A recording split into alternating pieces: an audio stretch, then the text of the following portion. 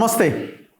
తెలంగాణ మంత్రులకి కాంగ్రెస్ అధిష్టానం class B కింద ఆ పార్టీ హైకమాండ్ లీడర్ సోనియా గాంధీకి అత్యంత దగ్గరగా ఉన్న AICC senior leader KC Venugopal మంత్రులందరూ ఢిల్లీకి వెళ్ళినప్పుడు ఆయనతో జరిగిన సమావేశంలో తీవ్ర స్థాయిలో వాళ్ళందరి మీద ఫైర్ అయ్యారా? ఏం చేస్తున్నారు, ఏం చేయాల్సి ఉన్నది, ఎందుకు మీరు వ్యక్తిగత ప్రయోజనాల కోసం పాకులాడుతున్నారు, పార్టీని గాలి కొదిలేశారు, చేసిన కార్యక్రమాలు కూడా చెప్పుకోలేకపోతున్నారు అని ఏమైనా గట్టిగా మాట్లాడారా? సో ఈ వ్యాఖ్యలు చూస్తుంటే అవునని అనిపిస్తున్నది.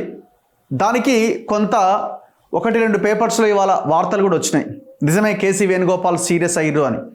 ఈ వార్తను బేస్ చేసుకొని మనం కాంగ్రెస్ సర్కిల్స్లో ముఖ్యంగా సీనియర్ లీడర్స్ ఎవరైతే ఉన్నారో వాళ్ళతో మాట్లాడినప్పుడు ఎస్ ఇది జరిగింది అన్న అభిప్రాయమే స్పందనే వాళ్ళ నుంచి వ్యక్తమవుతున్నది. ఇంటర్నల్గా ఏం జరిగింది ఒక్కసారి వార్త చూసిన తర్వాత డిస్కస్ చేద్దాము. ఫస్ట్ థింగ్ ఏంటంటే మంత్రుల మధ్య కోఆర్డినేషన్ లేదు, ముఖ్యమంత్రికి మంత్రులకి మధ్య కోఆర్డినేషన్ లేదు, సీనియర్ మంత్రులకి ముఖ్యమంత్రికి మధ్య కోఆర్డినేషన్ లేదు. ఒకరేదైనా ఇబ్బందుల్లో ఉంటే ఇంకొక మంత్రి లేకపోతే ఇంకొక ఆయన సంకలు గుద్దుకుంటున్నారు, బాగైందని. ఈయనకైనప్పుడు ఆయన సంకలు గుద్దుకుంటున్నాడు. ఇట్లా ల్యాక్ ఆఫ్ కోఆర్డినేషన్ చాలా క్లియర్గా కనిపిస్తున్నది.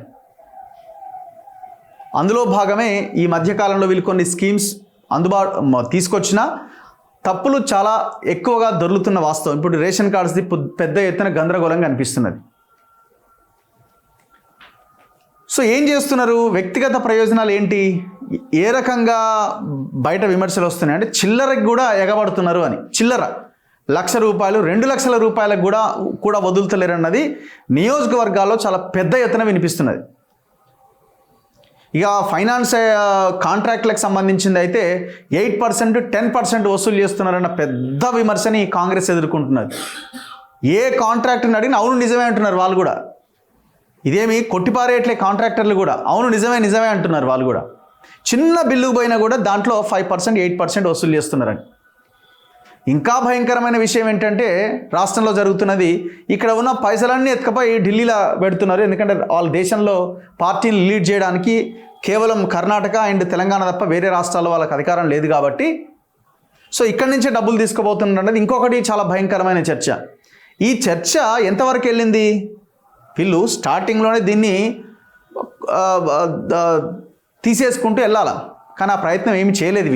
వీళ్ళ ప్రయోజనాల కోసం వీళ్ళ వ్యక్తిగత ఎజెండాలో మునిగిపోయారు.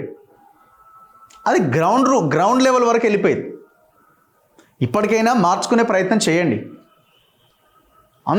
దాదాపుగా ఉన్న సగం మినిస్టర్ల మీద ఎలిగేషన్సే ఉన్నాయి.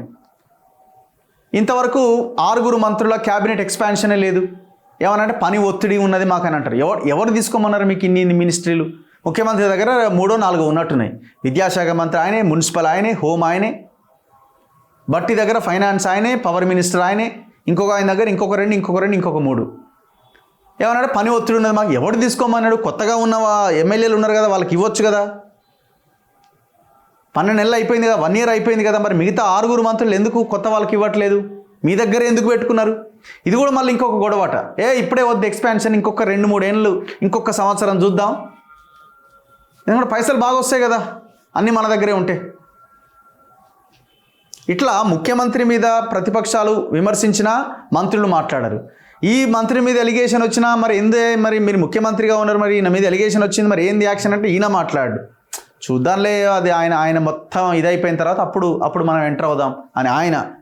వీళ్ళు మనకేం సంబంధం, ముఖ్యమంత్రిని చేసిరు కదా ఆయన్నే, నేను సీనియర్ను ఉన్నాడు, నన్ను కాదని మీరు నిర్ణయం తీసుకున్నది చేసుకొని ఏం చేసుకుంటాడో చేసుకొని ఆయనే మాట్లాడుకొని ఇట్లా గ్రూపుల వారీగా విడిపోయి రాజకీయం చేస్తున్నారు. మీ పార్టీ రాజకీయం మీరు చేసుకుంటే పర్లేదు, కానీ మీరు గవర్నమెంట్లో ఉన్నప్పుడు ఈ ల్యాక్ ఆఫ్ కోఆర్డినేషన్ వల్ల తప్పుడు సమాచారం ప్రజలకు వెళ్తుంది. మీరు ఇంప్లిమెంట్ చేసే పాలసీల్లో కూడా ప్రజలకు నష్టం జరుగుతుంది. ఈ వార్త చూడండి, ఇగో మంత్రులకు క్లాస్. నిన్న జరిగిన మీటింగ్, ఈ మీటింగ్లో ఎవరెవరు ఉన్నారు? కేసీ వేణుగోపాల్, ఇక్కడ పిసిసి అధ్యక్షుడు మహేష్ కుమార్ గౌడ్, పార్టీ వ్యవహారాల ఇన్ఛార్జ్ దీపాదాస్ మున్షి. ఆమె మీద కూడా విపరీతమైన అలిగేషన్స్. ఏ పార్టీ వ్యవహారాల ఇన్ఛార్జ్ వస్తే కథ గతంలో మాణిక్యం ఠాకూర్ ఆయన ఎవరో ఈయన గొప్ప ఆయన అది ఇది అన్నాడు, ఆయన మీద కూడా ఎలిగేషన్లే. తర్వాత వచ్చిన ఆయన మీద ఈమె మీద కూడా ఎలిగేషనే. ఇక్కడ ముఖ్యమంత్రి రేవంత్ రెడ్డి, ఇక్కడ ఉప ముఖ్యమంత్రి భట్టి విక్రమార్క, ఉత్తమ్ కుమార్ రెడ్డి, దామోదర్ రాజనరసింహ, జూపల్లి కృష్ణారావు, కొండా సురేఖ, సీతక్క, శ్రీధర్ బాబు, పొంగులేటి శ్రీనివాసరెడ్డి, పొన్నం ప్రభాకర్, ఇట్లా ఆయన ఎవరు కోమటిరెడ్డి వెంకటరెడ్డి వీళ్ళు అంటున్నారు. మొత్తం 12 మంది ముఖ్యమంత్రితో సహా ఏమంటున్నారు? మంత్రులకు క్లాస్, తీరు మార్చుకోవాలని కేసీ వేణుగోపాల్ సీరియస్, ఏడాది పనితీరు పైన పెదవి విరుపు, సమన్వయం ఎందుకు లేదని నిలదీత, క్యాడర్ను పట్టించుకోవాలని హితవు, బిల్లుల చెల్లింపు విషయంలో కూడా ఆగ్రహం, కాంట్రాక్టులు 8%, 10%, అధిష్టానం పేరుతో సొంత పనులు చక్కబెట్టుకోవడం పైన కూడా ఆగ్రహం, పథకాలను ప్రజల్లోకి తీసుకెళ్లట్లేదని అసహనం, ఢిల్లీ మీటింగ్లో హాట్ కామెంట్స్. రాష్ట్ర మంత్రులపై ఏఐసిసి ప్రధాన కార్యదర్శి కేసీ వేణుగోపాల్ సీరియస్ అయినట్టుగా తెలిసింది. 3 రోజుల క్రితం ఢిల్లీలో ఏఐసిసి నూతన కార్యాలయ ప్రారంభోత్సవానికి ముఖ్యమంత్రి సహా మంత్రులు, కీలక నేతలు హాజరయ్యారు. కార్యక్రమం పూర్తయిన తర్వాత కేసీ వేణుగోపాల్ ఇంట్లో నిర్వహించిన మీటింగ్లో మినిస్టర్లపైన ఆగ్రహం వ్యక్తం చేసినట్టు విశ్వసనీయ వర్గాల ద్వారా తెలిసింది. మెజారిటీ మంత్రుల పనితీరు సరిగ్గా లేదని ఆగ్రహం వ్యక్తం చేసినట్టు టాక్. ఒక్కో మంత్రి పేరు ప్రస్తావిస్తూ వచ్చిన ఫిర్యాదులను చదివి వినిపించినట్టుగా సమాచారం. ఎవరెవరు ఏం చేస్తున్నారో తన వద్ద పూర్తి ఇన్ఫర్మేషన్ ఉన్నది. ఇప్పటికైనా పనితీరు మార్చుకోకపోతే చర్యలు తప్పవని హెచ్చరించారు. రిపోర్ట్ ఆధారంగా క్లాస్. ప్రభుత్వం మంత్రుల పనితీరుపైన ఏఐసిసి తన సొంత సోర్సెస్ ద్వారా ప్రోగ్రెస్ రిపోర్ట్ తెప్పించుకుంది. ఆ రిపోర్ట్ ఆధారంగా ఒక్కో మంత్రి పనితీరుపైన కేసీ వేణుగోపాల్ క్లాస్ తీసుకున్నట్టు ప్రచారం జరుగుతున్నది. మెజారిటీ మంత్రుల పనితీరు సరిగ్గా లేదని, పార్టీ ఎజెండాను పక్కన పెట్టి ప్రత్యేక ఎజెండాతోని పనిచేస్తున్నారని సీరియస్ అయినట్టుగా సమాచారం. సొంత సామ్రాజ్యం నిర్మించుకునేందుకు ప్రయత్నిస్తున్నారని ఆగ్రహం వ్యక్తం చేసినట్టుగా తెలిసింది. ఈ సందర్భంగా ఒక్కో మంత్రి పైన వచ్చిన ఫిర్యాదులు ప్రస్తావించడంతో సీరియస్గా కౌన్సిలింగ్ ఇచ్చినట్టు టాక్.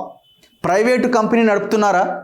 సమావేశంలో ప్రభుత్వ బిల్లుల చెల్లింపు విషయం పైన ప్రధానంగా చర్చ జరిగింది. ప్రభుత్వం నడుపుతున్నారా లేక ప్రైవేట్ కంపెనీ నడుపుతున్నారా? బిల్లుల చెల్లింపుల విషయంలో ఎందుకు ఫిర్యాదులు వస్తున్నాయి? ఈ విషయంలో అధిష్టానం పేరును ఎందుకు దుర్వినియోగం చేస్తున్నారు అని తీవ్ర ఆగ్రహం వ్యక్తం చేసినట్టు సమాచారం. అంటే ఏమంటున్నారట, బిల్లులు ఇచ్చేటప్పుడు ఈ హైకమాండ్ మరి వాళ్ళకి కూడా ఇవ్వాలి, వాళ్ళకి ఇవ్వాలి, వీళ్ళకి ఎట్ట మరి ఎట్ట అవుతుంది, అందుకే 8%. ఎవరి మీద ఈ ఎలిగేషను? ఇగో ఇక్కడ భట్టి విక్రమార్క మీద. ఇప్పుడు ఇది మీరు ఏ రకంగా అడుక్కుంటారు, ఏ రకంగా దూడుచుకుంటారు అన్నది మీ ఇష్టం. ఈయన పేరు మీద ఈ బీ ట్యాక్స్ అని, ఆయన భార్య పేరు ఎంతో స్టార్ట్ అవుతుంది ఎన్ ట్యాక్స్ అని, ఇట్లా రకరకాల ప్రచారాలు జరుగుతున్నాయి. ఆయన ఇంకెవరు ఆయన ఎవరు? ఈయన నిన్న మనం భూములకు సంబంధించి చేసినాం. పొంగులేటి మీద విపరీతమైన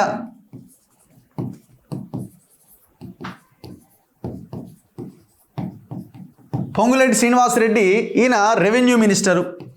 అసలు రెవెన్యూ మినిస్టర్ అయినా కావాలనే తీసుకున్నాడు. మొత్తం భూములన్నీ ఖతం పెడుతున్నాడు. మనం కొల్లూరుకు పోయినాం. కొల్లూరుకు పోతే మొత్తం ఈయన పొంగులేటి ఆయన చూస్తున్నాడు మొత్తం అంటున్నారు. అరే ఆయన చూసేది ఏంటి అంటే ఇక్కడ భూములు. రెవెన్యూ మినిస్టర్ అందుకే తీసుకున్నాడన్న పెద్ద చర్చ రాష్ట్రంలో. ఇది ఎక్కడ దాకా పోయింది అని అంటే ఇక వీళ్ళు మొత్తం ఎగబడ్డరు అనే కాడికి పోయింది. నెక్స్ట్ కోమటిరెడ్డి వెంకటరెడ్డి, ఈయన మీద ప్రచారం ఏంటంటే చిల్లర కూడా వదులుతలేరని అంటున్నారు.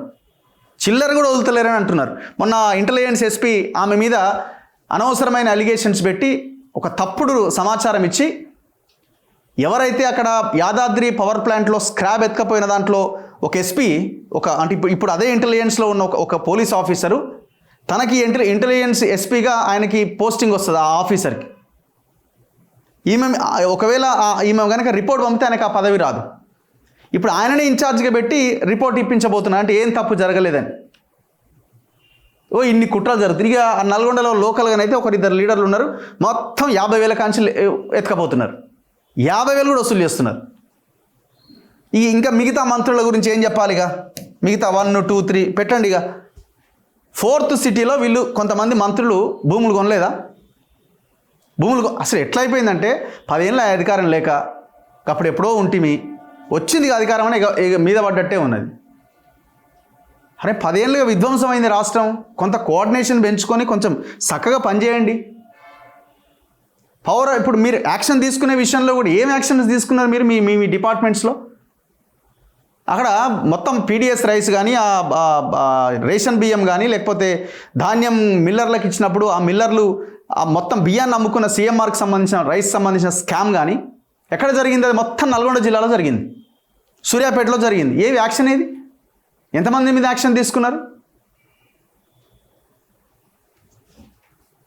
ఇట్లా దాదాపు అందరి మినిస్టర్ల మీద ఈ రకమైన అలిగేషన్సే ఉన్నాయి. వీళ్ళు నిజాయితీ, వీళ్ళు ఏ తప్పు చేయరనుకున్న వాళ్ళు కూడా భూములు కొన్నారు. 4th సీటర్ 7 ఎకరాలు 8 ఎకరాలు వాళ్ళ పేర్ల మీద ఉండకపోవచ్చు, వాళ్ళ బినామీ పేర్ల మీద ఉన్నాయా లేవని మీరు ఒకసారి క్రాస్ చెక్ చేసుకోండి. 10 ఏళ్ల విధ్వంసమైన రాష్ట్రం మీ చేతిలో పెడితే కొంత మీద మారుతుందేమో అని జనం అనుకుంటున్నారు. సంవత్సరమే అయింది. కొద్దిగా ఒళ్ళు దగ్గర పెట్టుకొని పనిచేస్తే రాష్ట్రానికి ఏమైనా ప్రయోజనం, మీ పేరు ఏమైనా నిలబడుతుంది 10 కాలాల పాటు. అరే బాగా పనిచేసిరని. ఫైనాన్స్ మినిస్టర్కి సంబంధించిన శాఖలో బిల్లుల చెల్లింపుల ప్రక్రియలో తన ప్రమేయం లేకుండానే జరిగిపోతున్నట్టు ఓ మంత్రి ఫిర్యాదు చేయగా, తన సొంత జిల్లాకు చెందిన బిల్లుల చెల్లింపు విషయంలో కూడా పక్క జిల్లాకు చెందిన లీడర్లు పెత్తనం సాగిస్తున్నారని మరో మంత్రి ఆవేదన వ్యక్తం చేసిండట. అంటే ఫైనాన్స్ మినిస్టర్ మీద ఇంకో 2 మంత్రులు దుమ్మెత్తిపోస్తున్నారు, ఆయన మొత్తం మా మాట వింటలేడని. బట్టి విక్రమార్క గారు మీరు ఒకసారి చెక్ చేసుకోండి. బయట ఉన్న ప్రచారం ఎంత భయంకరంగా ఉందంటే మొత్తం దుకాణమే ఓపెన్ చేసిరని అంటున్నారు. సింపుల్గా చెప్పాలంటే దుకాణం ఓపెన్ చేసి ప్రగతి భవన్లో అంటున్నారు. మేము ఇది ఎందుకు చెప్తున్నాం? మార్చుకోండి అని చెప్తున్నాం. మార్చుకోకపోతే ఎవడేం జనాలు ఎంతసేపు దించడము పెద్ద సమస్య ఏం కాదు. ఫోన్లు ట్యాప్ చేసి జనాన్ని ఆగమాగం చేసి లోపలేసిన కేసీఆర్కే ఎలాంటి గతి పట్టింది? మీరు పెద్ద లెక్క కాదే. ఇటు సంగారెడ్డికి పోతే ఒరే 5 లక్షలు కూడా వదులుతలేరన్న అంటున్నారు. మరి ఏంది ఇది? ఏం మంత్రులు మీరు అసలు? సీఎంపై విమర్శల సీఎం రేవంత్ రెడ్డిపై విపక్షాలు చేస్తున్న విమర్శలను మెజారిటీ మంత్రులు ఖండించేందుకు ముందుకు రాకపోవడాన్ని కేసీ వేణుగోపాల్ ప్రస్తావించినట్టు టాక్. సీఎంకు ఎందుకు సపోర్ట్గా ఉండట్లేదు అని నిలదీశారు. ఓ మంత్రి బహిరంగంగానే ముఖ్యమంత్రిపై కమెంట్స్ చేసిన విషయం తమ దృష్టికి వచ్చింది. ఈ పద్ధతి సరికాదని మినిస్టర్స్ను హెచ్చరించినట్టు సమాచారం. ఎవరికి వారే అన్నట్టుగా మంత్రులు ఎందుకు వ్యవహరిస్తున్నారని ప్రశ్నించినట్టు టాక్. మెజారిటీ మంత్రులు ఇష్టానుసారంగా వ్యవహరిస్తున్నట్టు ఫిర్యాదులు వస్తున్నాయని సీరియస్ అయినట్టు తెలిసింది. ఏడాదిలో చాలామంది మంత్రుల వ్యవహార శైలిలో చాలా మార్పు వచ్చింది. అధికారంలోకి వచ్చేందుకు కష్టపడ్డ కార్యకర్తలను కలిసేందుకు ఎందుకు టైం ఇవ్వట్లేదని నిలదీసినట్టుగా తెలిసింది. మంత్రి పదవి రాగానే కార్యకర్తలను మర్చిపోవద్దు, వాళ్లే పార్టీకి ముఖ్యం, వాళ్లకు నామినేటెడ్ పదవులు ఇవ్వండి అని స్పష్టం చేసినట్టు సమాచారం. ఇప్పుడు ముఖ్యమంత్రి మీద విమర్శలు చేస్తే మంత్రులు ఎందుకు మాట్లాడలేదని. ముఖ్యమంత్రి చక్కగలేడు, మంత్రులు చక్కగలేరు. మరి ముఖ్యమంత్రి ఎవరికి పదవులు ఇస్తున్నాడు? పక్క పార్టీ నుంచి వచ్చిన వాళ్ళకి పదవులు ఇస్తున్నారు. మంత్రులు ఎవరికి ఇస్తున్నారు? వాళ్ళకి అండగా నిలబడుతున్నారు. ఎమ్మెల్యేలు ఎవరికి నిలబడుతున్నారు? కొంతమంది వాళ్ళకి అండగా నిలబడుతున్నారు. ఎందుకు అండగా నిలబడుతున్నారు? కారణం ఏంటి అంటే లూప్ హోల్స్ తెలుస్తుంది కదా తప్పు చేసినోడికే. ఆ లూప్ హోల్స్ కనుక్కొని అరే ఎవడోడు ఏడాడు కబ్జా చేసిండ్రా అని అంటే చెప్తారు కదా పలానా దగ్గర అని. అట్లాంటి మన పక్కన ఉండాలి. ఇకనైనా మారండి, దయచేసి ఇకనైనా మారండి. సంక్షేమం విషయంలో వెనకాడొద్దు. ఇట్లా మంత్రులందరికీ క్లాస్ తీసుకున్నాయట. మంత్రులు ఎమ్మెల్యేలను గెలవరు, ఎమ్మెల్యేలు జనాన్ని గెలవరు. తక్షణమే మిగిలిన 6 మంత్రి పదవులు పనిచేసే వాళ్ళకి కేటాయించండి. ఒకవేళ ఎవరైనా సరిగ్గా పనిచేయని వాళ్ళ ప్రోగ్రెస్ రిపోర్ట్ దారుణంగా ఉంటే వాళ్ళని తీసి పక్కన పెట్టండి, ఏమి ఇబ్బంది లేదు. దాంతోపాటు ప్రజలకు అందుబాటులో ఉండండి, ఎమ్మెల్యేలకు అందుబాటులో ఉండండి. ఈ తినడం ఆపండి, చిల్లర ఏరుకోవడం మానండి. ఇప్పటికైనా చిల్లర ఏరుకోవడం మానండి. చూస్తూనే ఉండండి మన తొలి వెలుగు.